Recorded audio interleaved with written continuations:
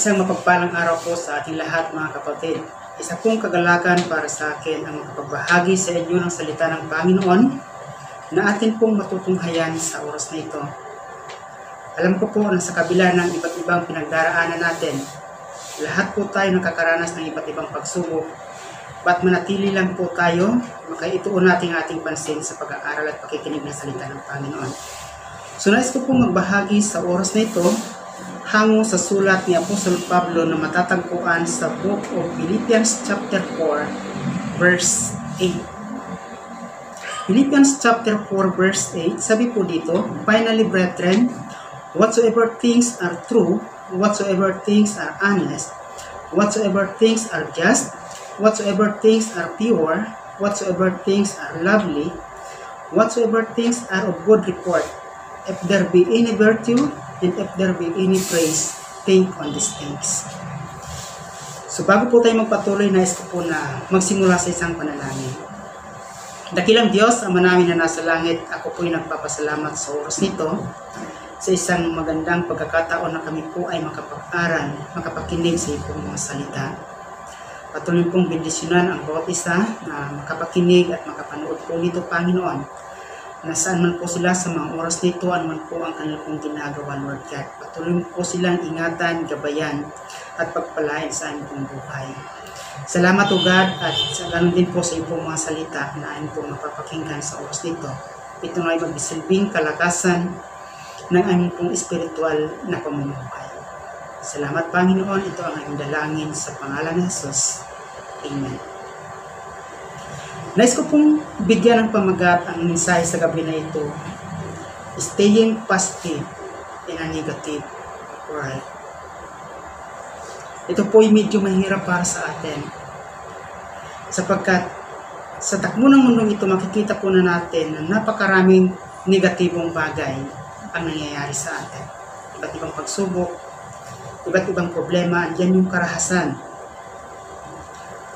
Andyan yung mga tinatawag nating violence, war, iba't ibang pangyayari sa buhay natin na minsan hindi po yan kanais-nais.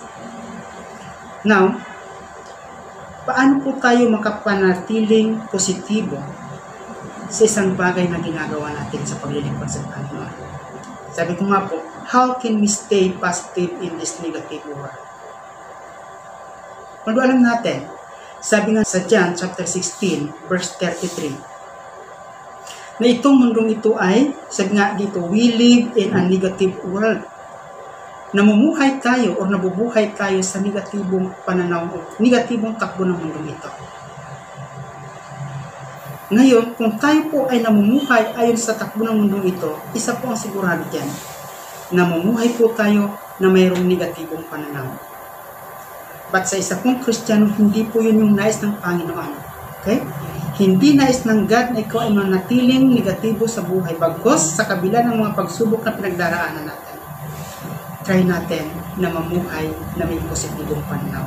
Nais ko pong magbigay ng 4 na punto sa pag-aaral natin sa oras na ito na may pamagat na staying positive in a negative world. Number 1, we must recognize God's love.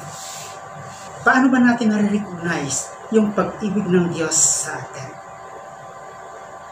Tandaan po natin, mga kapatid, tayo pong lahat, wala po tayong ginawa na pabor sa Diyos. Lahat po tayo may pagkakamali, lahat po tayo nagkakasala, lahat po tayo imperfect. Walang perfecto, kahit sino ka man, ano man tayo. Okay? But sabi ko nga po, sa halip na puot, galit yung ipadama sa atin ng Panginoon, ano ipinakita niya? Ipinakita niya yung pagmamahal at pagpapahalaga sa atin. Makikita po natin sa Philippians chapter 4 verse 6 to 7. Be careful for nothing but in everything by prayer and supplication, with thanksgiving, let your request be made known unto God. In verse 7, in the peace of God, which passeth all understanding, shall keep your hearts and mind through Christ Jesus. Na makikita po natin dito, sa verse na binasa po natin, ito ay pagpapakita o pagpapahayag ng Diyos ng kanyang kagandahang loob sa atin, ng kanyang pagpapahalaga sa iyo. Na makikita natin na ayaw ng Panginoon na sarilinin natin yung mga problema natin. Kaya ang nais niya, ipagkatiwala sa Kanya, be careful for nothing, but in everything by prayer and supplication, let your request be made known unto God. Mga kapatid, alam ko lahat po tayo may kinakaharap ng problema. Lahat tayo may kinakaharap ng pagsubok, iba't iba nga lang. But ang nais ng Panginoon, huwag mong problemahin yung problema na yan. Huwag mong hayaan na ikaw ay nabibigatan sa problema. Bagkus ipagkatiwala mo sa Panginoon, sapagkat ang Diyos makikita natin, nais Kanyang bigyan ng kapayapaan. Payapang pamumuhay bilang isang mananampalataya. Okay? And number 2, we must reprogram our thinking. Sabi ko nga kanina, we are living in a negative world. Ngayon, kung tayo ay umaayon sa negatibong takbo ng mundo ito, kailangan baguhin natin sa ngayon. Kailangan nating ma-reprogram. We must reprogram our thinking. Ano ba yung takbo ng isip natin? Ano ba yung pinufocus natin? Saan ba tayo nakafocus? Mga kapatid, isang nais ni Apostol Pablo dito, kung titignan natin sa verse 8, yung binasa natin kanina, sabi po diyan, finally, brethren, whatsoever things are true, whatsoever things are honest, whatsoever things are just, whatsoever things are pure, whatsoever things are lovely, whatsoever things are of good report, if there be any virtue, and if there be any praise, think on these things. Kung titignan natin yung verse na ito, ay napapaloob dito ay lahat ng magagandang bagay. Lahat ng positibong bagay. Kaya mga kapatid, kung ikaw man ay nag-iisip ng negatibo sa ngayon, panahon na para i-change natin. Para baguhin natin yung kaisipang ito. Bagkus gawin natin positibo yung pananaw natin sa buhay. Huwag mong hayaan na tayo ay nawawala sa tamang direksyon ng buhay Kristiyano. Bagkus isa-isip natin yung positibong pananaw na ang nais ng ating Panginoon, maging payapa ka sa buhay Kristiyano. Magkaroon ka ng tinatawag natin kagalakan. Okay? Kagalakan. Bakit? Kung hindi natin babaguhin yung takbo ng isip natin, yung takbo ng buhay natin, ano mangyayari sa atin? Maaring tayo ay makontaminado ng mga bagay sa mundo ito.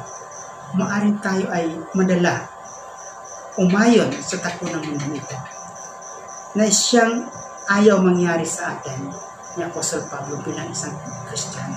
Sabi po dito, itong mundo kasi na ito, makikita natin yung iba't ibang pagsubok o iba't ibang problema, krimen na nangyayari sa mundo na ito ay minsan psychological, nagiging panganib ito, psychological dangers of constant negative input.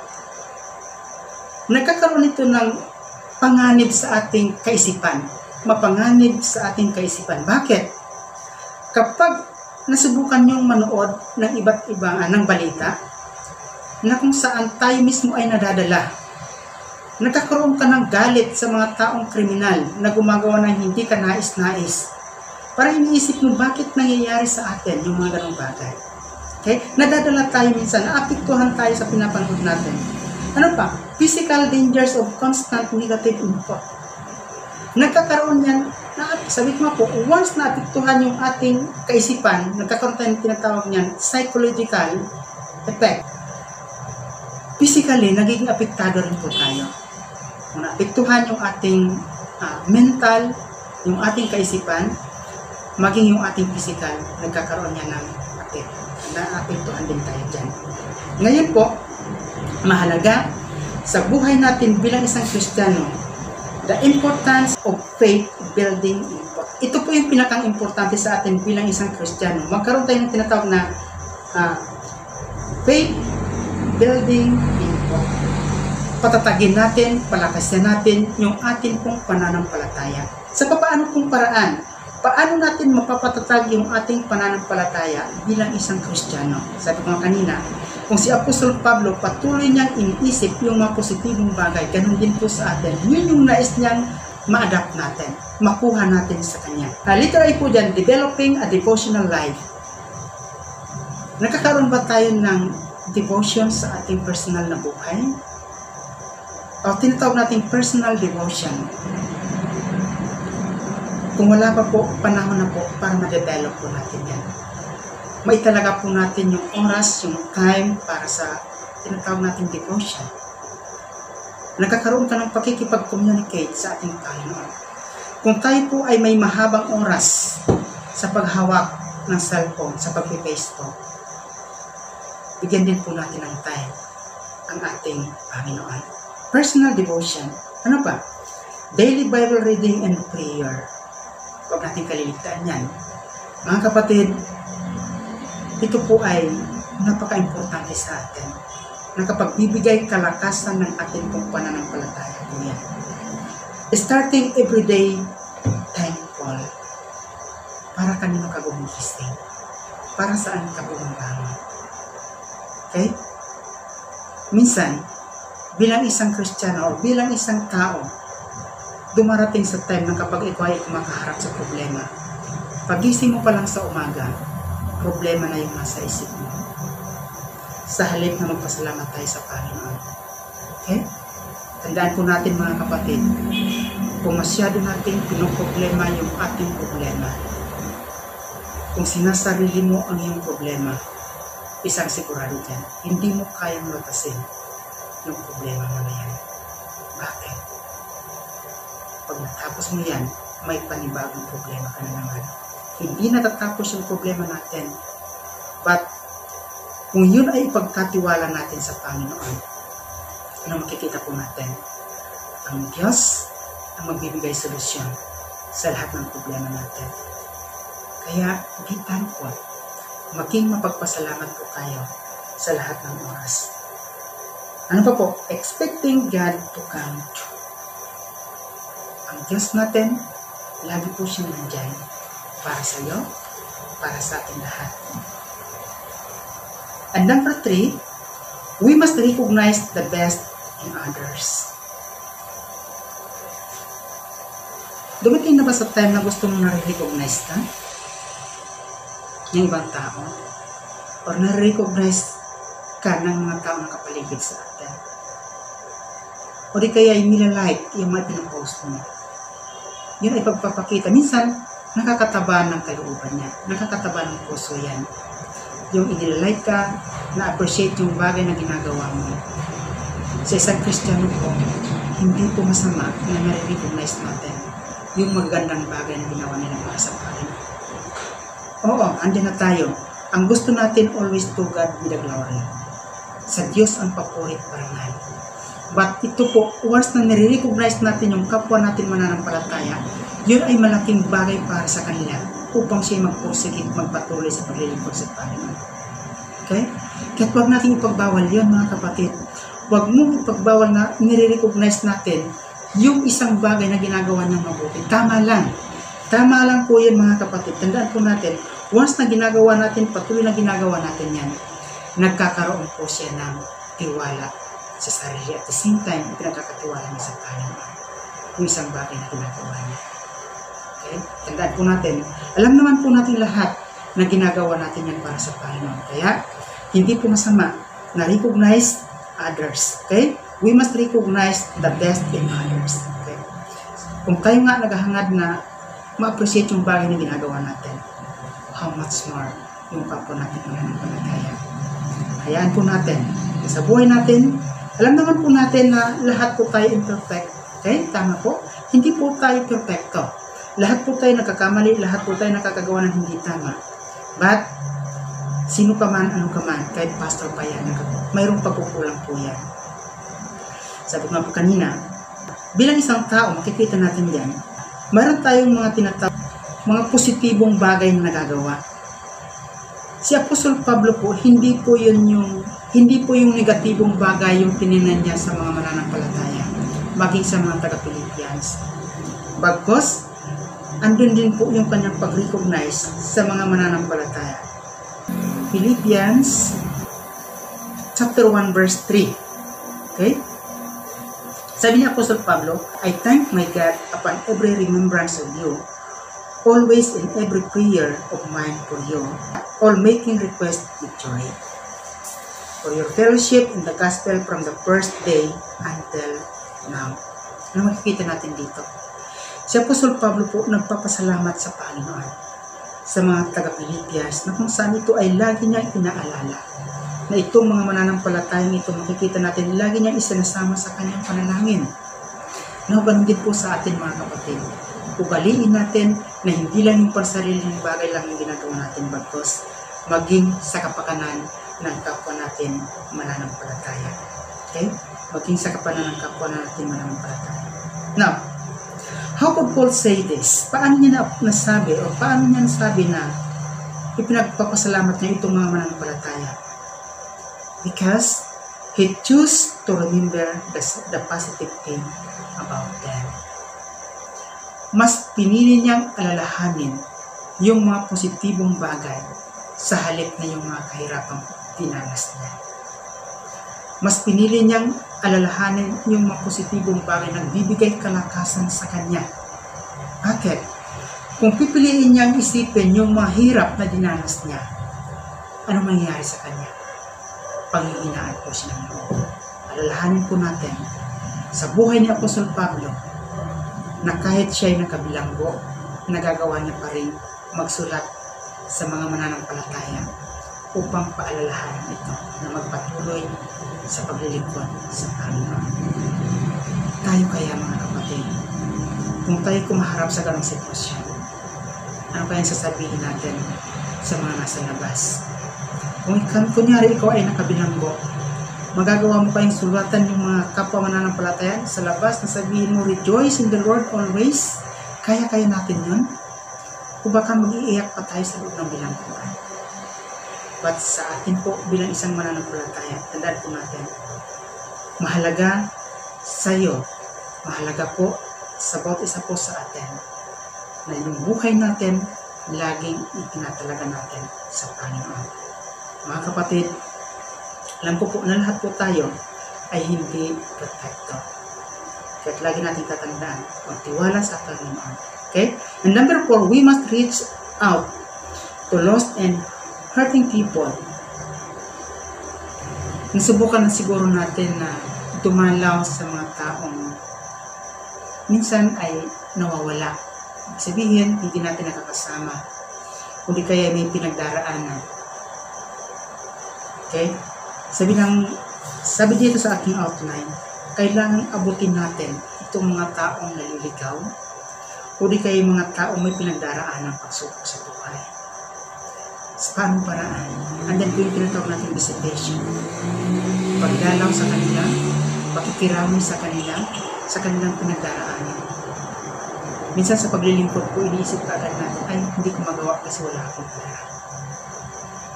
Kung yun yung dahilan natin, talaga hindi po natin kaya gawin ng bagay niya. But sa paglilingkod sa Panginoon, isa pong napaka-importanteng bagay dyan is time, yung oras natin. Yung oras mo ay napakahalagang bagay na yan na may bahagi natin sa ibang tao kapag mananampalataya natin. Okay. Paul was always reaching out to the lost. Anong karakter ni Apostol Pablo? Si Apostol Pablo, isang karakter niya ay laging abutin. Yung goal niya, abutin itong mga taong wala pa sa kay Kristo. Kaya kung titingnan natin sa kanyang pagpapahayag ng Ebanghelyo ni Kristo, lagi niya sinisikap na abutin. Sino man siya, ano man siya. Kahit yan ay makikita natin sa Romas, yung mga barbarians, mga taong walang kinikilalang Diyos, sinisikap ni Apostol Pablo iparating yung Ebanghelyo ni Kristo. Bakit? Yung salvation, yung kaligtasan, ito kasi ay libre. Libre na nais ng Panginoon na maiparating o maibahagi sa lahat ng mananampalataya o sa mga taong hindi pa nakakilala sa Panginoon. In Romans chapter 1, nakikita natin yan. Si Apostol Pablo kailanman ay hindi mo ito ikinahiya. Bakit ito ay kanyang pinanindigan, pinanghawakan, walang pwedeng pumigil sa kanya sa pagpapahayag ng salita ng Diyos. Okay? In Romans chapter 1 verse 16, makikita natin dito, basahin ko na. Romans chapter 1 verse 16.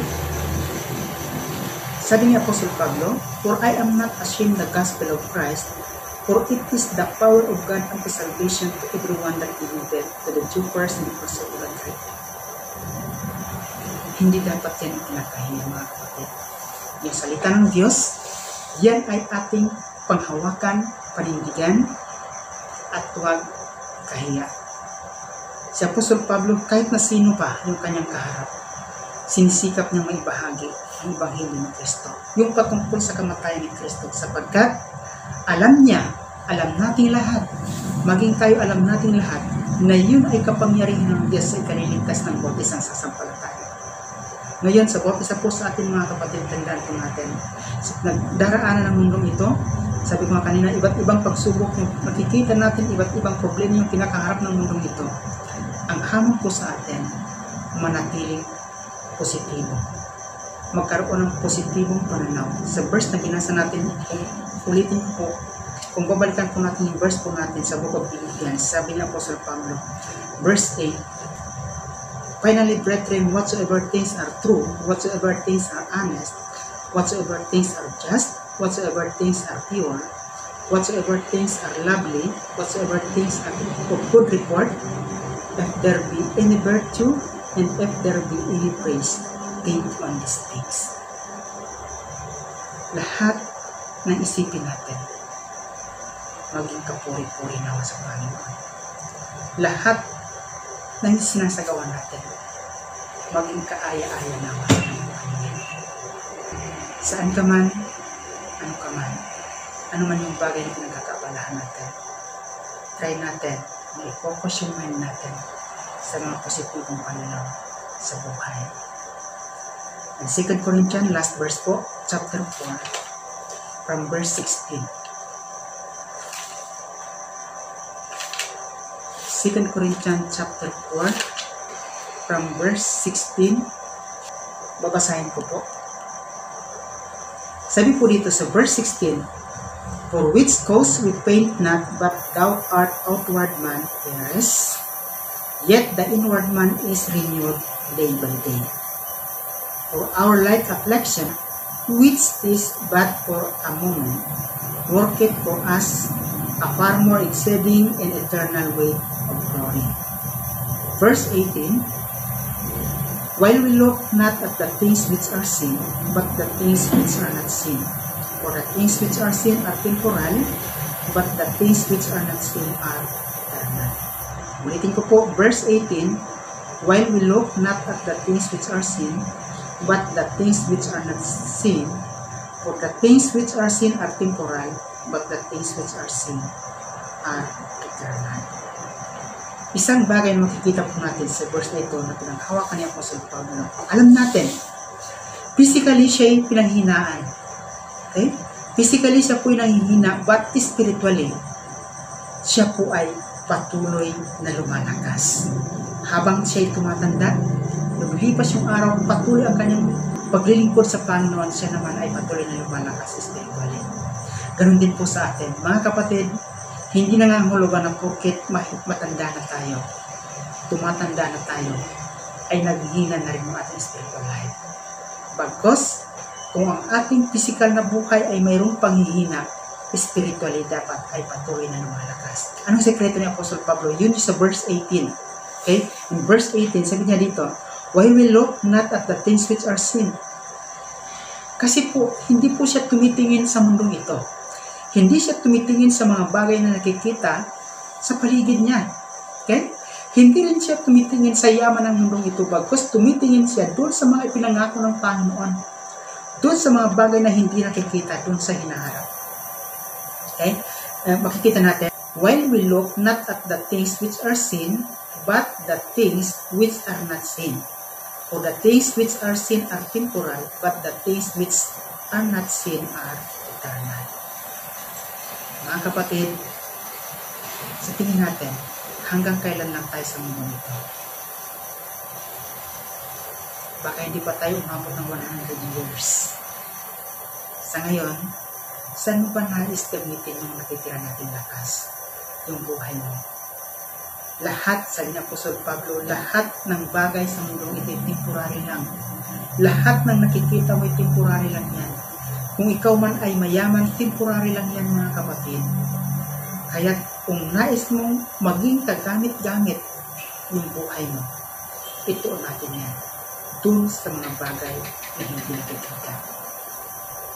Kung gayon, mga kapatid, kung yun ay pinanghawakan natin, kaya po natin mamuhay na may positibong pananaw sa kabila ng negatibong takbo ng mundong ito. Ulit ko po, sa buhay natin bilang isang Kristiyano, kailangan natin ay mayroong positibong pananaw. Huwag nating hayaan na madala tayo ng takbo ng mundong ito. Tayo po manalangin. O Diyos, salamat. Salamat po sa iyong salita na ano pong napag-aralan, na bagamat kami po ay mayroong pag-upulang sa iyo, kami man ay yung mga nagagawang hindi ka nais-nais, Panginoon. Subalit nagpapasalamat po kami sa patuloy pong pag-iingat, patuloy pong pagbibigay kalakasan sa bawat isa, Panginoon. Sa patuloy pong paggabay sa bawat isa po sa aming Panginoon. Nagpapasalamat po kami sa oras nito, sa itong salita na ano po napapakinggan. Ito na ay patuloy bigay sa amin ng positibong pananaw, ano po yung aming kalagayan, ano po yung aming kinakaharap, Panginoon. Sa kabila ng dinaranas ng mundong ito, Panginoon, kami po ay nanatili pong nakakabit sa iyo, Panginoon. Nagtitiwala at umaasa na hindi mo po kami iniwan, hindi pababayaan mo. Salamat, O God, ikaw ang aking pinataas at pinapasalamatan sa pangalan ng Jesus. Amen.